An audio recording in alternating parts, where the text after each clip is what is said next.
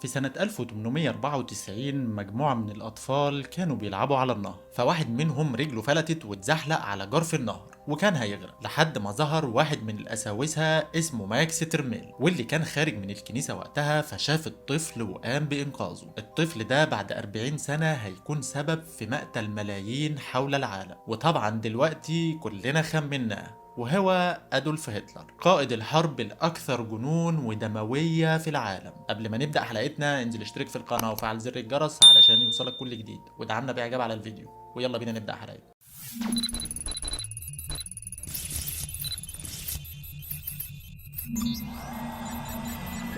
اتولد هتلر سنة 1889 في النمسا، وكانت النمسا وألمانيا وقتها دولة واحدة واللي اتسمت بالجمهورية الألمانية النمساوية. أبو هتلر كان راجل متعصب الرأي وكان بيعامله بعنف طول الوقت، علشان كده هتلر ما كانش بيحبه قوي، لكن امه هي اللي كانت دايما بتعامله بحنيه. هتلر بسبب انه كان فاشل في الدراسه ساب المدرسه وهو عنده 16 سنه، لكنه كان بيحب الرسم وقتها فاخد شنطته وسافر على فيينا معقل الفنون. في الوقت ده كان بيرسم هناك لوحات لمناظر طبيعيه وبيبيعها، وبعد شويه قدم في اكاديميه الفنون الجميله في فيينا، ودي كانت تعتبر اكبر صرح فني تعليمي في الوقت ده، ولكنه اترفض. ففضل هتلر يتنقل في فيينا من مكان لمكان ويرسم في لوحاته اللي هي المناظر الطبيعية ويبيعها. في الوقت ده كان اليهود مسيطرين على كل التجارة في فيينا، من أول المعاملات الربوية لحد حتى شراء اللوحات بتمن قليل وبيعها، وده طبعا اللي بدوره ساهم في كره هتلر لليهود. وبعد سنتين لهتلر من الكفاح على أرصفة فيينا فلس هتلر وما عادش معاه فلوس، فقرر هتلر انه يرجع لمسقط راسه في ألمانيا، لكنه لما رجع وجد أمه أصيبت بسرطان الثدي، وبعدها بكام شهر بس ماتت وهي عندها 47 سنة، ودي كانت من لحظات الفارقة مع هتلر. وتعتبر وفاة أمه هي بداية كراهيته الشديدة لليهود، لأن الطبيب اللي كان بيعالجها كان يهودي كان اسمه إدوارد بلوخ، وسبب كره هتلر ليه لأنه حقنها بجرعة خاطئة من مادة الأيديفور، وده كان العلاج المعتمد وقتها لسرطان الثدي. بعدها أخدته عمته لتربيته، وبعد فترة اتوفت عمته وورث منها هتلر مبلغ كويس، وقرر انه يرجع تاني لفيينا على امل انه يدخل معهد الفنون ويتعلم هوايته المفضلة وهي الرسم. وقدم هتلر مرة تانية في المعهد ولكنه برضه اترفض، يا ويل العالم كله منه بعد ما رفضوه. المهم ان هتلر رجع تاني للنمسا، وفي سنة 1913 هرب هتلر من النمسا لميونخ، وده كان خوفا من التجنيد الإجباري. مش عارف هتلر بنفسه خايف من التجنيد الإجباري،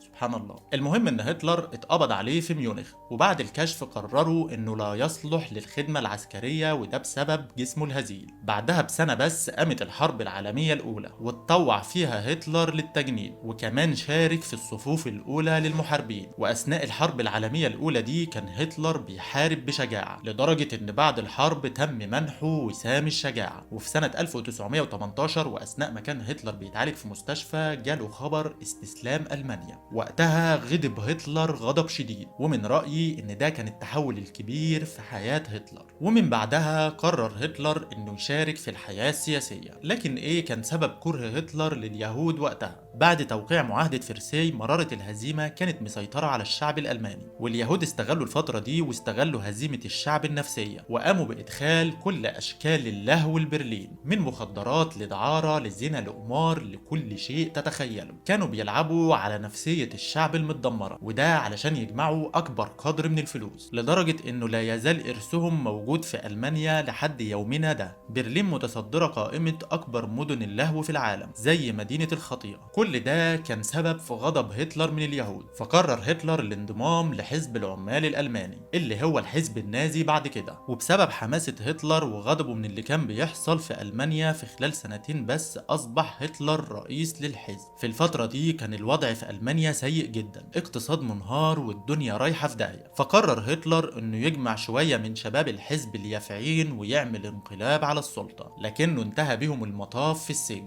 وقضى هتلر 9 شهور من السجن. الحقيقة ان الفترة دي كانت مهمة جدا في حياة هتلر السياسية، وفي الفترة دي واثناء ما هو في السجن الف كتابه الشهير كفاحي، واللي اتباع منه اكتر من 10 مليون نسخة. الحقيقة ان هتلر وقتها اقتنع ان مفيش طريق للسلطة غير الانتخابات، والحقيقة برضو ان الوضع العام في المانيا خدمه جدا. في سنة 1929 انهارت بورصة وول ستريت بنيويورك، وطلبت امريكا من المانيا سداد ديونها، فالوضع الاقتصادي في المانيا انهار واصبح اسوأ مما كان عليه. وانتهز هتلر الموقف ده وبدأ كل يوم يعمل خطب ويقول لهم انه يملك حل الموقف، وانه يقدر يرجع المانيا تاني قوة عظمى. فبالفعل نجح هتلر باغلبية في البرلمان، وتم تكليف الحزب النازي بتشكيل الحكومة، واللي كان على رأسها هتلر ورئيس الحكومة. وبدأ هتلر يحكم قبضته على الحكومة، حتى المعارضين اللي كانوا بيعارضوه كان بيرميهم في السجن. وبدأ يعمل قوانين ويعمل حاجات تمكنه من السلطة، لدرجة انه حتى المعارضين داخل الحزب نفسه قام بتصفيتهم كلهم. وده كان في ليلة واحدة، واللي اتعرفت باسم ليلة السكاكين الطويلة. وفي سنة 1934 الرئيس فون هندربرج مات، وأصبح هتلر هو الحاكم الرسمي لألمانيا. في الوقت ده أدرك هتلر إنه لازم يكسب الشعب في صفه علشان يكون هو السند والظهر ليه. علشان كده عمل 3 حاجات في غاية الأهمية. بدأ بتحسين مستواهم المعيشي، بعد ما كانت نسبة البطالة في ألمانيا 6 مليون عامل أصبحت صفر، والاقتصاد الألماني انتعش بشكل كبير. وبعد ما كانوا ما بيقدروش يصنعوا حتى رصاصة إلا في السر، وده بسبب معاهدة فرساي طبعا، أنشأ هتلر مصانع للسلاح عملاقة في كل مكان في ألمانيا، وده طبعا اللي بدوره ساهم في القضاء على البطالة. الحاجة التانية إنه كان مهتم جدا بالإعلام، وعارف إنه سلاح مهم جدا لازم يمتلكه، فكان بيهتم بأدق التفاصيل أثناء ظهوره الإعلامي، وسيطر على الإعلام بشكل كامل. الحاجة بقى الأخيرة إنه قضى على الدعارة والشذوذ تماما، وأغلق البلاط والمواخير، وهدد ونكل بالشواذ جنسيا. وكان غرضه من الموضوع ده إن الناس تترك الجنون وتتجه للعمل والبناء. والحقيقة إن النقلة اللي عملها هتلر لألمانيا خلت العدو يشهد له قبل الصديق، وده اللي مكنه تماما من السلطة. الحقيقة إن الطفرة اللي عملها هتلر في ألمانيا عملت نقلة كبيرة لألمانيا ولهتلر نفسه. العمال رجعوا اشتغلوا بعد ما كانوا أكتر من 6 مليون عاطل، لدرجة إن على مدار 4 سنين أصبح في عجز في الإيد العاملة في ألمانيا بمقدار 500 ألف عامل، وده بدوره أدى لزيادة مرتبات العمال خوفا من فرارهم. طبعا الناس كلها بقت بتشتغل، وبقى في مستوى معيشي محترم جدا، ونتيجة لده انخفض معدل الجريمة بشكل كبير جدا في ألمانيا. تخيل، لا في سكر ولا في خمارات، وفي مستوى معيشي كويس، والناس كلها بتشتغل وتنتج. وبرضه من الحاجات الكويسة اللي عملها هتلر انه عمل جايزة لكل امرأة تلد 4 أطفال، واللي بسبب الجايزة دي معدلات الإنجاب في ألمانيا زادت ل8 أضعاف. تعال بقى نشوف الوجه الآخر لهتلر،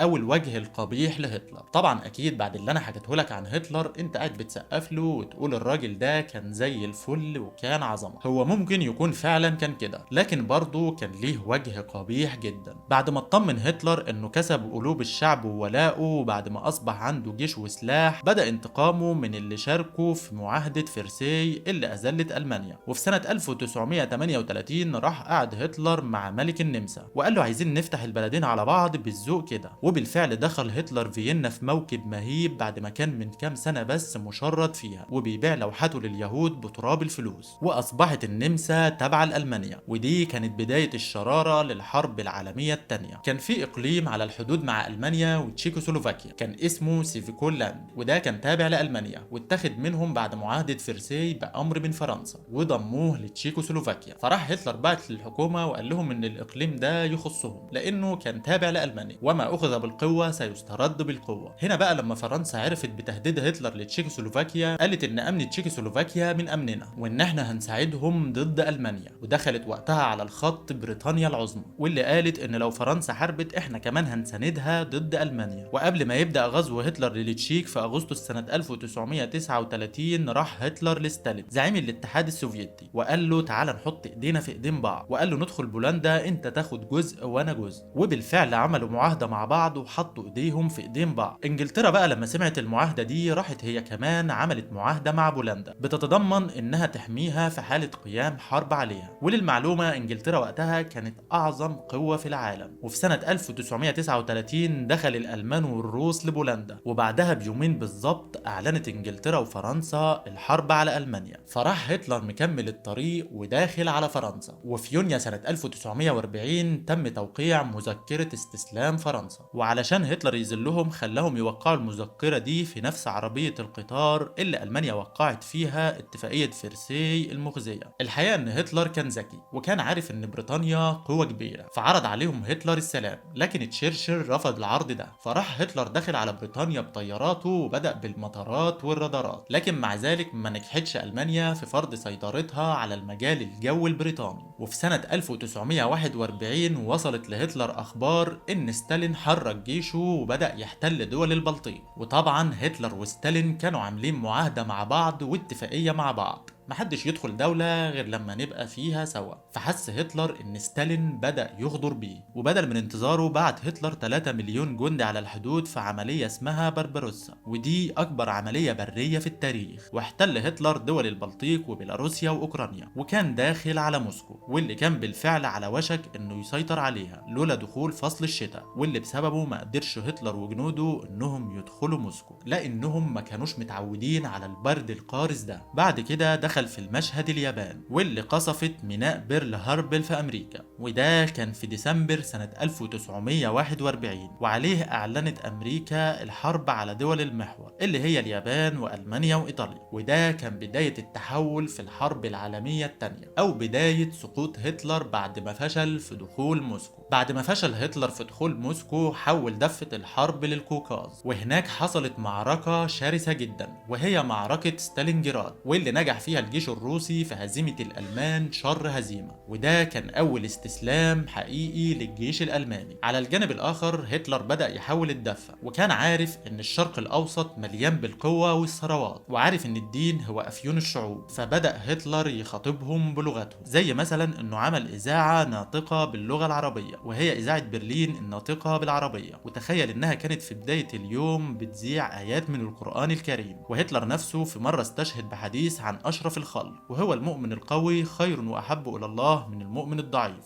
كان هتلر عينه على قناة السويس، وبدأ يبعت ضباط من الحزب النازي مصر للتمهيد لده. وبالفعل نجح هتلر في استمالة قلوب ناس كتير، لدرجة إنهم كانوا بيقولوا عليه إنه أسلم وسمى نفسه محمد هتلر. وده لأن المصريين وقتها كانوا في عرض أي حد يخلصهم من الاحتلال الإنجليزي، وزي المثل ما بيقول عدو عدوي صديقي. وخاصة برضو إن هتلر كان بيدعم عدم استيطان اليهود لفلسطين. كل ده خلاهم يفرحوا لما وصل هتلر بجنوده لليبيا، وجهزوا كتيبة عشان تساعد الجنود الألمان لما يوصلوا اسكندرية، وكان على رأسهم السادات بنفسه. المهم إنه لما قرب على اسكندرية تصدى ليه جنود الحلفاء في العالمين بقيادة الداهية مونتكومري، ودي كانت تاني هزيمة للألمان، واللي تلاها دخول الحلفاء لإيطاليا واعتقال موسوليني. وبكده ألمانيا ما عادش ليها حلفاء تقريبا. الحقيقة إن المسلمين وقتها كانوا معتقدين إن هتلر هو اللي هيقدر يحررهم من الاحتلال واليهود، وده برضه بسبب كره هتلر لليهود. الشيخ أمين الحسيني مفتي القدس وقتها، واللي كان صديق مقرب من هتلر أو أصبح صديق لهتلر، وده كان على أمل إنه يخلصهم من اليهود يوما ما، لدرجة إنه زار برلين وزار الجنود الألمان المسلمين وخطب فيهم كمان وحثهم على الجهاد في سبيل الله. وكده ومع تزايد إخفاقات هتلر اتعرض هتلر لأكتر من 25 محاولة اغتيال. الحقيقة إن أيام هتلر أصبحت معدودة، وألمانيا أصبحت محاطة بأمريكا وبريطانيا وفرنسا من الغرب، والجيش الأحمر أو الاتحاد السوفيتي من الشرق. وبالفعل دخلوا برلين اللي رفض هتلر يسيبها، وكان موجود في قبو تحت مقر الرايخ، وكان معاه مجموعة الضباط أو النخبة اللي رفضوا يتخلوا عنه. ولما هتلر حس بالنهاية أمر بتدمير كل البنية التحتية وتدمير كل السلاح والذخيرة فيما يعرف بسياسة الأرض المحروقة، وراح متجوز رفيقة دربه إيفا براون قبل انتحاره ب40 ساعة، وعمل حفلة على الضيق كده ووزع فيها شوكولاتة مولوتوف بونبوني. وكما يقال انه في تمام الثالثة ظهرا يوم 30 ابريل سنة 1945 انتحر هتلر بالرصاص، ومراته هي كمان بلعت حبيتين سم. بعدها الجنود اخدوا الجثث ورا القصر وحفروا لهم حفرة وحطوا عليهم بنزين ولفوهم في سجادة وحرقوهم، علشان تنتهي قصة اعظم قائد في التاريخ واكثرهم جنونا وشرا.